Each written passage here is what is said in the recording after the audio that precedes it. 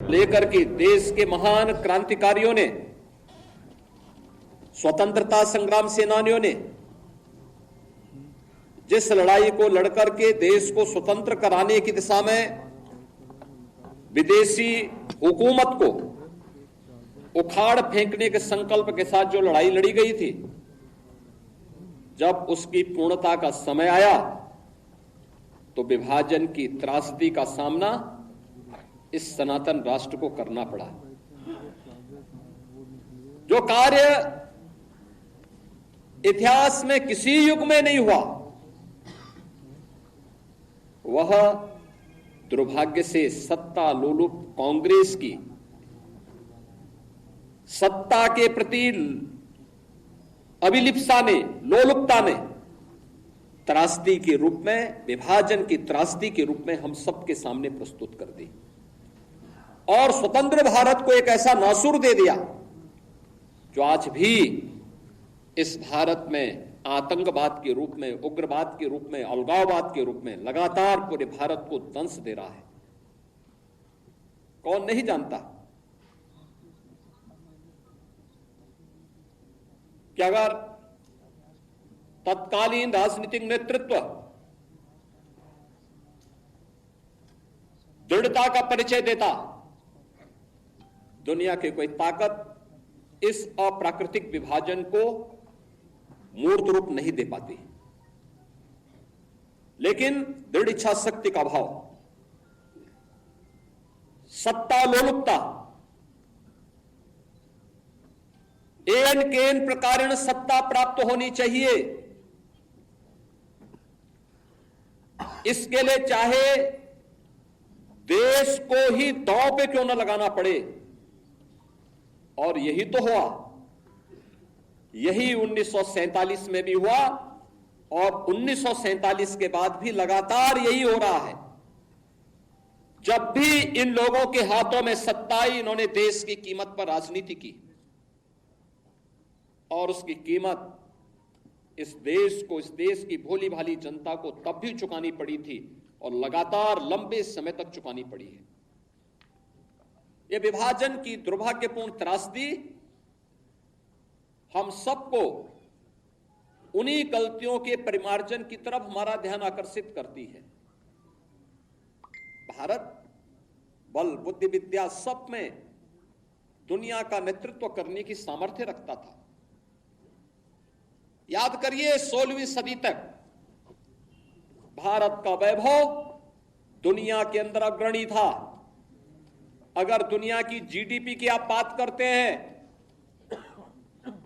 तो दुनिया की अर्थव्यवस्था का आधा भाग का नेतृत्व अकेले हिंदुस्तान करता था 16वीं सदी तक। इतना समृद्ध भारत था और यह तब था जब कई सौ वर्षों तक लगातार विदेशी आक्रांताओं के आक्रमण को यह झेल रहा था। और लगातार फिर किस स्थिति में यह पहुंच गया था, आपने भी वह दृश्य देखा है फोटोग्राफ के माध्यम से। इस जो यहां पे भी सूचना विभाग ने त्रासदी के कुछ दृश्य आपके सामने प्रस्तुत किए। 15 अगस्त 1947 से एक दिन पूर्व 14 अगस्त 1947 को जब विभाजन की त्रासदी हो रही थी और 15 अगस्त को जब देश के अंदर तत्कालीन प्रधानमंत्री पंडित जवाहरलाल नेहरू के द्वारा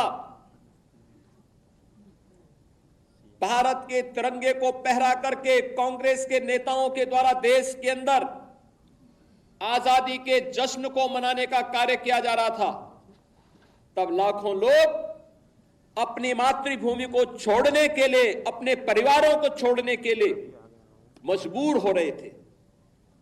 किस प्रकार की यातनाएं उन पे पड़ रही थी, किस प्रकार का दृश्य था, किस प्रकार के मानवीय अत्याचार हो रहे थे, ये किसी से छुपा हुआ नहीं है। और ये दृश्य बहुत कुछ है, चित्र बहुत कुछ बोल देते हैं। यानी दुनिया का सबसे समृद्धतम देश 1947 तक आते आते एक दलित देश में बदल गया था। और वह दृश्य भी आपने देखा, वह दृश्य भी आपने देखा है। ये क्यों हुआ? क्या ये सच नहीं कि हमारी कुछ कमजोरियों ने आक्रांताओं को देश के अंदर आक्रमण करने के लिए एक स्पेस दिया? और जो गलतियां इतिहास के उन काले अध्यायों में हम सबके सामने कैद है, क्या वही गलतियां चुनाव के समय राजनीतिक नेतृत्व देश के अंदर इस प्रकार की गलतियां राजनीतिक दलों के द्वारा नहीं की जाती हैं? ये जाति के नाम पर विभाजन की त्रासदी तक पहुंचाने की एक कथा वही है जो पहले जातीयता के नाम पर होता था, जातिवाद के नाम पर होता था। आज वही कार्य, वही कृत्य, वही कारनामे राजनीतिक दलों के स्तर पर जातीयता का नग्न तांडव करके फिर उसी विभाजन की ओर ले जाने की कुछ सी चेष्टा की जा रही है। परिणाम क्या है? परिणाम आप सबके सामने फिर वही है। परिणाम फिर आपके सामने वही है। तिथि बदली है, लेकिन चेहरे बदले होंगे, लेकिन घटनाओं का स्वरूप उसी प्रकार का है जो 1947 में हुआ था। वही तो पाकिस्तान में आज भी हो रहा है। वही तो पूर्वी पाकिस्तान कहा जाने वाला आज का बांग्लादेश में वही तो हो रहा है। उस समय 10 लाख हिंदू एक साथ काटे गए थे। हिंदू, सिख, ये सभी थे, एक साथ काटे गए थे। और आज भी वही आगजनी, वही तोड़फोड़, वही लूटपाट, बहन और बेटियों के साथ वही अत्याचार, उसी प्रकार की त्रासदी का दृश्य आज भी हम सबके सामने है। और इस सब के बावजूद इस प्रकार के कार्यक्रमों को केवल एक औपचारिकता बना करके हम लोग केवल अपनी बात करने तक सीमित हो जाते हैं। आखिर कब इतिहास की इन गलतियों से हम सबक सीखेंगे? और आज मैं आप सबसे यही कहने के लिए आया हूं। हम आभारी हैं प्रधानमंत्री मोदी जी के, जिन्होंने इतिहास के इन काले अध्यायों से पर्दा उठा करके देश की जनता की आंखों को खोलने का काम किया है, देश का ध्यान आकर्षित किया है, इतिहास की इन गलतियों के परिमार्जन के लिए रास्ता बनाने का एक आह्वान हम सबका किया है। और उसी आह्वान के साथ जोड़ने के लिए मैं आप सबसे भी कहने के लिए आया हूं कि जो दृश्य 1947 में हुआ था, वही दृश्य तो आज बांग्लादेश के अंदर हम सबको देखने को मिल रहा है। 1.5 करोड़ हिंदू किस तरीके से बांग्लादेश के अंदर आज चिल्ला चिल्ला करके अपने आप को, अपनी अस्मिता को बचाने के लिए गुहार लगा रहे हैं। और दुनिया के मुंह सिले हुए कथित सेकुलरिस्ट भारत के अंदर भी इनके मुंह सिले हुए एक भी शब्द इनका नहीं निकल रहा है, क्योंकि उनको भय है कि अगर इन निरीह कमजोर लोगों के इस पक्ष में इन्होंने आवाज निकाली तो इनका वोट बैंक खिसक जाएगा। वोट बैंक की चिंता है, लेकिन मानवीय संवेदना इनकी मर चुकी है।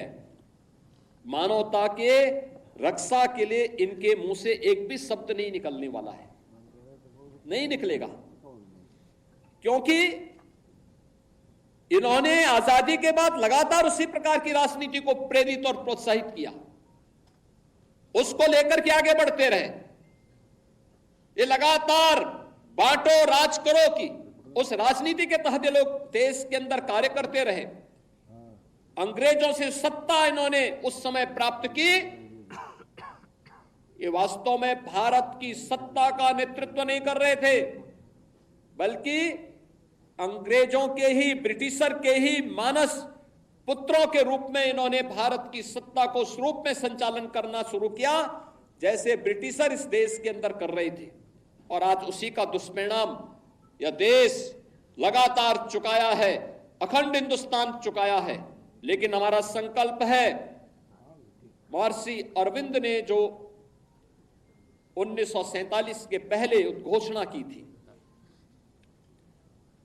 आजादी की देश की विभाजन की त्रासदी आजादी के मिलने के बाद अक्सर उन्होंने इस बारे में अपनी चिंता व्यक्त भी की और उन्होंने इस बात को कहा था कि आध्यात्मिक जगत में पाकिस्तान कोई वास्तविकता नहीं है, या तो उसका भारत में विलय होगा या पाकिस्तान इतिहास से समाप्त होगा, हमेशा के लिए समाप्त होगा।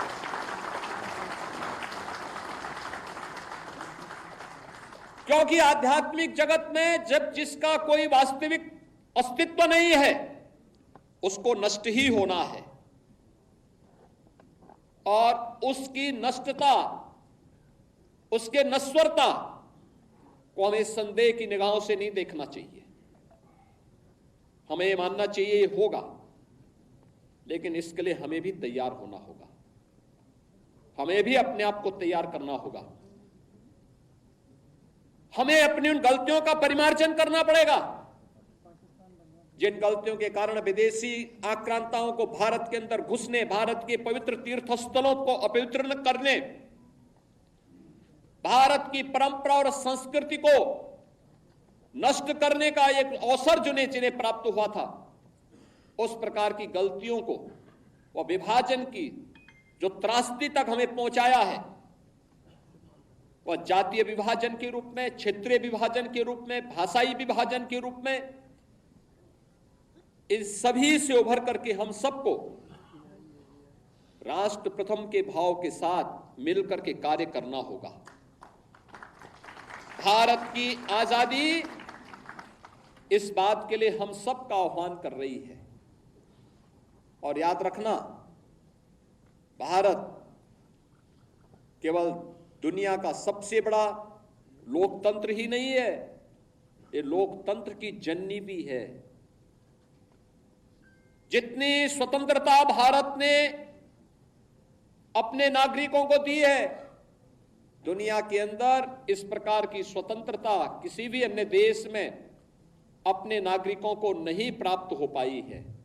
हम सबको अपने संविधान पर गौरव की अनुभूति करनी चाहिए, भारत के संविधान निर्माताओं के प्रति अपार श्रद्धा और सम्मान का भाव व्यक्त करना चाहिए।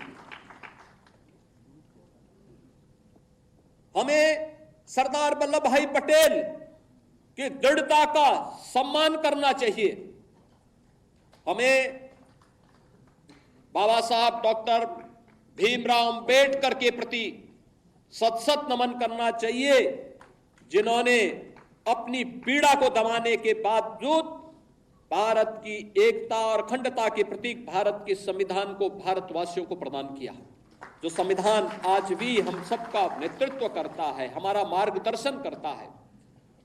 और उन सभी महापुरुषों से जिन्होंने भारत के संविधान सभा के माध्यम से भारत को दुनिया का सबसे बड़ा संविधान दिया, इस संविधान के माध्यम से हम सबको भारत के इस लोकतंत्र पर गौरव की अनुभूति भी करनी चाहिए, और इस लोकतंत्र के साथ मिलकर के कैसे हम लोगों को जो स्वतंत्रता मिली है, इन स्वतंत्रता के उन नायकों के प्रति श्रद्धा का भाव व्यक्त करना होगा, जिन महापुरुषों ने अपना सर्वस्व भारत की आजादी के लिए समर्पित करके अपने आप को बलिदान किया था।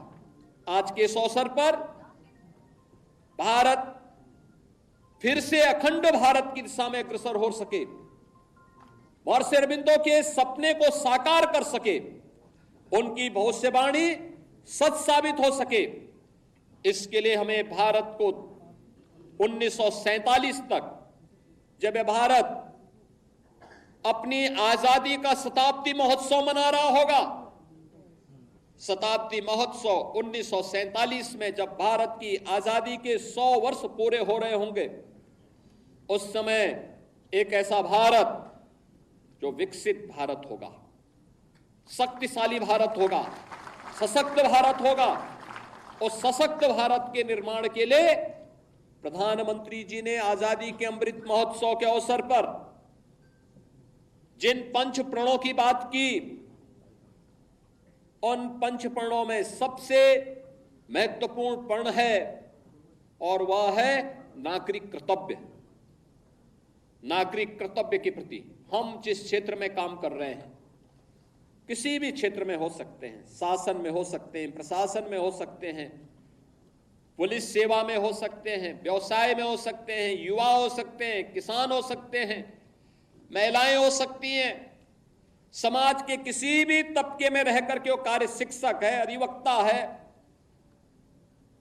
किसी भी क्षेत्र में वो काम कर रहा है, उस क्षेत्र में अपने नागरिक कर्तव्यों का पालन करते हुए राष्ट्र प्रथम के भाव के साथ उसे कार्य करना होगा। राष्ट्र प्रथम का यह भाव जब हमारे जीवन का संकल्प बनेगा तो भारत के अंदर, भारत को दुनिया की सबसे बड़ी ताकत बनने में कोई देर नहीं लगने वाली है। याद रखना, पिछले 10 वर्ष के अंदर भारत की प्रगति दुनिया को अचंभित करती है, दुनिया को आकर्षित करती है, दुनिया अभिभूत है, भारत की तरफ आशा भरी निगाहों से देख रही है। उसे विश्वास है कि भारत अगर सुरक्षित है तो विश्व मानवता सुरक्षित है, और इसलिए भारत की तरफ आज के समय में दुनिया के अंदर कहीं भी कोई संकट आता है तो भारत की तरफ दुनिया देख रही है। भारत की तरफ दुनिया का यह आकर्षण हमें एक नए भारत का दर्शन कराता है। प्रधानमंत्री मोदी जी के नेतृत्व में इस नए भारत को दुनिया की सबसे बड़ी ताकत के रूप में स्थापित करना, और 10 वर्ष में, आज से 10 वर्ष पहले भारत दुनिया की 10वीं बड़ी आर्थिक महाशक्ति था। आज भारत दुनिया की 5वीं बड़ी अर्थव्यवस्था बना है। अगले 3 वर्ष के अंदर भारत दुनिया की 3री बड़ी अर्थव्यवस्था बन जाएगा, और हमारा प्रयास होना चाहिए कि 1947 होते होते भारत दुनिया की सबसे बड़ी ताकत बनेगा, और उस ताकत के लिए भारत के हर नागरिक को एकजुट होकर के अपने आपसी मतभेदों को समाप्त करते हुए जाति के नाम पर, क्षेत्र के नाम पर, भाषा के नाम पर विभाजन करने वाले उन ताकतों से सतर्क रहते हुए एक भारत श्रेष्ठ भारत के बारे में सोचना होगा। इतिहास के उन गलतियों के परिमार्जन का एक अवसर हम सबके सामने है। हम फिर से इस प्रकार की गलतियों की त्रासदी और इस प्रकार की विभाजन की त्रासदी का सामना फिर से वर्तमान और भावी पीढ़ी को न करना पड़े, इसके लिए हम सबका संकल्प होना चाहिए, जीवन का ध्येय होना चाहिए। विभाजन की इस त्रासदी के लिए तत्कालीन कांग्रेस नेतृत्व पूरी तरह जिम्मेदार रहा है। कांग्रेस विभाजन की इस त्रासदी के लिए और समय समय पर देश के साथ हुए इस धोखे के लिए कभी देश की जनता से माफी नहीं मांगेगी, क्योंकि उनका चरित्र कभी भी इस प्रकार का नहीं रहा। कांग्रेस का वास्तविक चरित्र अधिनायकवादी रहा है, और देश के अंदर जब भी उसको अवसर मिला उसने लोकतंत्र के गले को घोंटने का प्रयास किया। 1975 इसका उदाहरण है। जब भी कहीं पर नागरिकों ने अपने अधिकारों की बात की, उसने आपस में लड़ाने का काम किया। देश के अंदर भाषाई विवाद, देश के अंदर क्षेत्रीय विवाद, देश के अंदर सनातन राष्ट्र में हिंदू और सिखों को आपस में लड़ाने का कार्य, ऐसे तमाम ऐसे पाप हैं इनके, जिन पापों की कभी माफी नहीं दी जा सकती है। और इसलिए हमें इस प्रकार के लोगों से सावधान रहते हुए फिर कहीं भी कोई ऐसी स्थिति ना आने पाए जो देश के वर्तमान और भावी पीढ़ी के सामने इस प्रकार की दुर्भाग्यपूर्ण त्रासदी की स्थिति पैदा करे। इसके लिए हम सबके जीवन का इस संकल्प होना चाहिए, हम इसके लिए परिमार्जन करने की दिशा में आगे बढ़ सकें। मैं धन्यवाद दूंगा उन वक्ताओं को जिन्होंने अपनी बातों को यहां पे रखा, और खास तौर पर सरदार निर्मल सिंह ने बहुत अच्छे ढंग से उन्होंने एक बात भी यहां पे रखी कि त्रासदी किस प्रकार की थी। हमारी लखनऊ की पूर्व मेयर स्वयं उस त्रासदी का शिकार बनी थी, मात्र 1 वर्ष की, और 2 वर्ष के बाद उनके पिता उन्हें उस कैंप में मिल पाए जहां पर वे लोग, उनके परिवार के लोग त्रासदी के शिकार थे। किस प्रकार की स्थितियां थी? बैलगाड़ी से चल रहे हैं, उनको भी पता नहीं उनका ठिकाना कहां है, कहां लक्ष्य है, कोई पता नहीं। किस प्रकार के दृश्य थे, किस प्रकार की त्रासदियां थी। बरसात का समय, नदी नालों में पानी, भीषण गर्मी, उमस, और उस समय अपने परिवार के साथ अपने पुरखों की भूमि को छोड़ करके जाना। उन स्थितियों में अपने इष्ट देव को छोड़ करके जाना किस प्रकार का दृश्य रहा होगा, आज भी हम देख सकते हैं। ननकाना साहिब में हमें गुरु नानक देव जी के प्रकाश पर्व में वहां कीर्तन का अनुमति नहीं होती है, नगर कीर्तन की अनुमति नहीं मिल पाती है, कोई भी आयोजन वहां करने की स्वतंत्रता नहीं होती है। और सिंध तो हिंदू बाहुल्य था, सिंध तो आज भी सिंधी बाहुल्यता का राज्य है, उसे पाकिस्तान में के अंदर क्यों जाने दिया गया? बांग्लादेश की आबादी 1947 में कितनी थी और कितने हिंदू थे? 22% हिंदू थे। आज उनकी संख्या घट करके कितनी रह गई है? 7 से 8% रह गई है। उसमें भी आपने अभी एक सप्ताह पहले बांग्लादेश के हिंदुओं के उस प्रदर्शन को देखा होगा जो चटगांव में वहां के हिंदुओं ने किया था। लाखों हिंदू जुट करके वहां पर अपनी बातों के लिए दुनिया के सामने गुहार लगा रहे थे।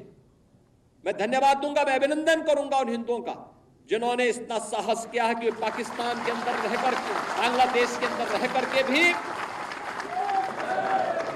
उन नरपिशाचों के सामने उन्होंने अपनी प्रवाह के बगैर अपनी वर्तमान और भावी पीढ़ी को बचाने के लिए सड़कों पर उतर करके दुनिया को उसका वास्तविक चेहरा दिखाया है। और मुझे लगता है हमारी सबकी सहानुभूति उन हिंदुओं के साथ में होनी चाहिए, उन पीड़ितों के साथ होनी चाहिए जो बांग्लादेश के अंदर अमानवीय अत्याचार के शिकार वर्तमान में हो रहे हैं। और मैं आप सबसे यही कहूंगा कि हमें इस मजहबी उन्माद से देश को भी और दुनिया को भी बचाने के लिए आह्वान करना होगा। और मुझे लगता है कि ये मजहबी उन्माद एकता के माध्यम से ही परास्त होगा। महर्षि अरविंदो का अखंड भारत का सपना इसका समाधान होगा। आज के इस अवसर पर मैं विभाजन की त्रासदी के शिकार परिवारों के परिवारजनों के प्रति अपनी संवेदना व्यक्त करता हूं। जिन लोगों ने अपने परिवारजनों को खोया है, उस समय खोया था, उन सब के प्रति मैं विनम्र श्रद्धांजलि अर्पित करता हूं और विश्वास करता हूं कि विभाजन की इस त्रासदी से हम कुछ सबक लेकर के आने वाली भावी पीढ़ी के सामने इस प्रकार की त्रासदी न होने पाए, इसके लिए संकल्पित होंगे। धन्यवाद। जय हिंद।